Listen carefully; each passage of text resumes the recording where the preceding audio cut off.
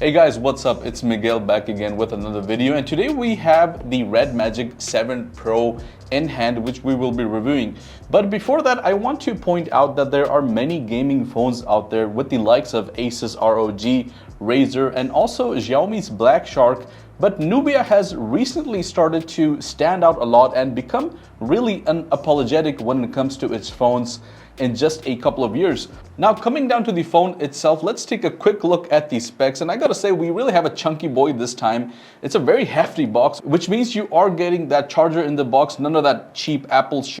Just joking. All right, we have here Qualcomm's Snapdragon 8 1 Gen. We have a 6.8-inch AMOLED display. We have 500 Hz gaming shoulder triggers with 20,000 RPM turbofan. So this phone actually comes with a fan. We also have 65 watts of fast charging, a 5,000 milliampere battery, an ICE 9.0 multi-dimensional cooling system, whatever that's supposed to mean. We also have the RedMagic OS 5.0 on top of Android 12. Here we can see that we have the Supernova version, which means it's the one which has the clear back. Opening up the box, I'm really sorry to say this mangled box here, but please ignore that because it is a review unit, so it's been in many hands before.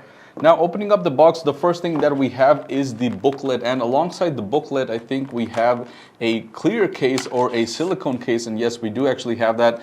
And quickly looking at it, you can immediately tell that we do have a gaming phone because of all the openings that you get in here as well. We also have a RedMagic little booklet that tells you a little bit about the phone, and that's about it here. Now, coming down to the actual device, which I will be reviewing in a minute, we have here as well the charger, and this is a 65-watt charger from Nubia, and we also have this red colored USB-C to USB-C cable, and the red color tells you that this is actually a gaming phone. So it's good to see that we have all these things here. Now, coming down to the actual phone, the first thing that I noticed here is actually the heft of it. I mean, this phone is it's heavy, and I think it's heavier than the last version. This is actually at 235 grams, which is 20 grams more than the regular Magic 7. And the reason for that is that it has this metal plate at the back, and this is actual metal. It's made up from aluminum. And I gotta say, aesthetically speaking, RedMagic phones have always been very pretty to look at. We have this transparent back which shows you a little bit of the internals of the phone. We can see that the Snapdragon chip here is mentioned, Snapdragon 8 Gen 1. We have the ICE cooling system over here at the side. We have the turbofan, which mentions the 20,000 RPM limit, and we have a 5,000 milliampere parallel charging battery that's also mentioned here. We also have one of the grills, which is one of the fan grills, and we have the camera set up here this time as well. Now, Nubia claims that this metal plate is actually, or was added this time because it cools down the phone, and that's the reason why you also see a different camera module this time.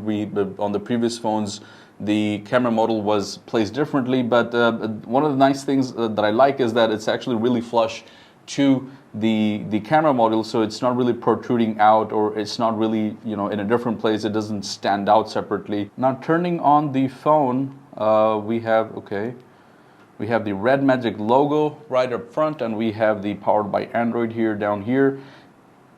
And okay, I gotta show you guys one thing. I'm gonna just change the wallpaper to show you guys what I want to really talk about here. Let's put up a lighter wallpaper. Okay, allow, apply. Okay, now if you can see here, you don't really see a front camera, and that's because Nubia this time took a risk, which in my opinion paid off, and that is to embed the front-facing camera under the display. Rather than in a top bezel or notch, it's completely hidden when using most apps, but you may actually notice it. You can slightly see it here. I don't know if you guys can see it on camera, but you can very slightly actually see it. They've actually done a really good job, I think, even better than Samsung's Z Fold 3. And because of this, I have to say that the front camera is really not that good. I mean, ooh, that's okay. Let me clean this up a little bit. Yeah, I mean, I don't know if it's the harsh lighting, but yeah, this is not really a good camera. I mean, The front camera is really not a concerning point at this time, considering what this phone is actually for. It's not to take selfies, it's to actually game. So personally, to me, it really doesn't bother me that the front-facing camera has not a good quality, and that's one of the trade-offs that you have to get whenever you have a under-display camera. You are not able to really get a high-quality pixel out of them. So that's one of the trade-offs, which in my opinion is totally fine. Now the RedMagic 7, the regular version, already had pretty slim bezels, but the 7 Pro takes things to the next level. And this actually has an 87.1% screen to body ratio, which is really good. This phone this time is a little bit thicker because of the backplate. The full thickness of the phone is at a full 10 millimeters. I don't mind it at all. It's, as I mentioned, it is a little bit heavy, and that's because of this backplate, and that backplate also contributes to the thickness of it, but it really doesn't bother me. I don't think even for prolonged gaming sessions, this would really be something concerning. On the right side is where you can find most of the buttons. You see the intake, the fan intake here. You have the volume rocker buttons here. You have the power button, and you also have the triggers here. The only button that we have on the left side is actually the gaming mode trigger here, which will immediately take your phone into gaming mode, and it will also turn on the fan at the back end. We also have a 3.5 millimeter audio jack here on front. We have a speaker on this side, and we also have a speaker on the bottom, and we also get a USB-C port and a SIM tray as well. Talking about the display, the RedMagic 7 Pro has a 6.8-inch AMOLED screen with a resolution of 1080 by 2400. Although I should also mention that there's one big change that Nubia took this time, which may be a deal breaker, but it actually may not be a deal breaker at the same time.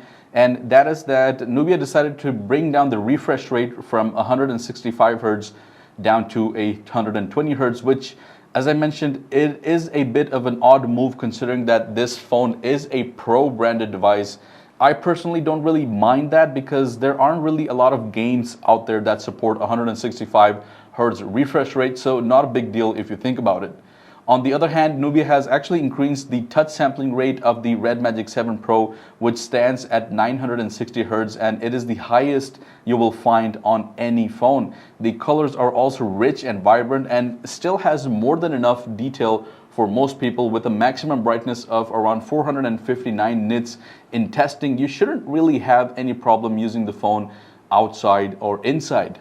Talking about the performance, this is an area where RedMagic usually punches above its weight class. On the global version, the Snapdragon 8th Gen 1 chip is paired with 16 gigs of RAM across both configurations.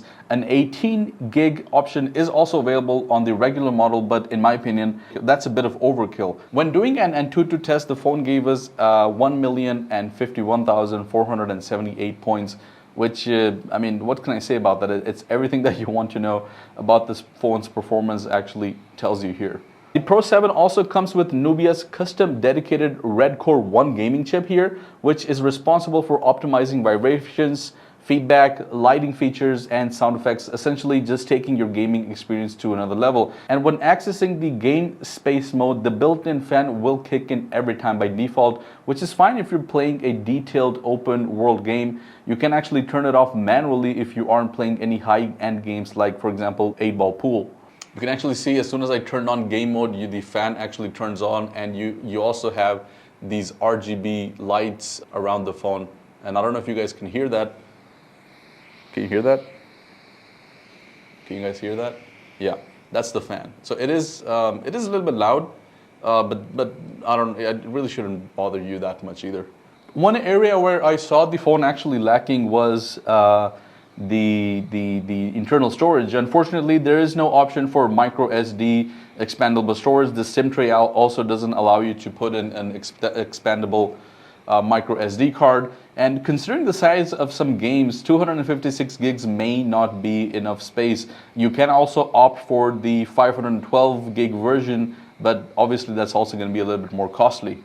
When it comes to the cameras, we have a triple rear camera setup. A main 64 megapixel camera lens is the only capable camera amongst the bunch. And as I mentioned, it's not really good for selfies either. The front camera is kind of useless. The cameras are not really a priority on the gaming phones. Nubia has continued working on improving them. Nevertheless, the RedMagic 7 Pro, like its regular siblings, has a set of triple cameras, a 64 megapixel camera, an 8 megapixel ultra wide, and a 2 megapixel macro. When it comes to the battery, the 7 Pro is a bit of a strange one. On the other hand, a 5000 milliampere capacity is a clear upgrade on the 4500 milliampere cell in the regular RedMagic 7, but it's actually slightly smaller than the 5050 milliampere battery on the global version of last year's 6S Pro. Regardless, the battery life is significantly better on the 7 Pro than the regular 7, and this only serves as a measure of screen on time, but dropping the refresh rate down to 90 Hz or 60 Hz will actually extend this even further. And when the battery does run out, the 65-watt adapter included in the box will get you back up and running, which will charge your phone from 0 to 100% in just 30 minutes. Talking about the software, the 7 Pro runs on Nubia's custom RedMagic OS 5.0 skin over Android 12. The 5th version adds several gaming-focused widgets and other tweaks, but it still is slightly rough around the edges. Regardless of that, you still do get all of Google services. Now, when we talk about the price, considering the amount of phone and the specs that you get out of this phone, and if you really want to get your hands on a gaming phone, $799 or around 3,000 dirhams is really not a bad price for the 256 gig version, and for about $100 more you can actually get your hands on a 512 gig version if that's not enough storage for you. If you're based in the UAE, you will have to head to the RedMagic website in the UK or the US, since it's not available through any other retailer, and you have to have it by there, and someone will most likely then ship it for you here, but it's not really officially available here in the UAE if you are looking to get your hands on it.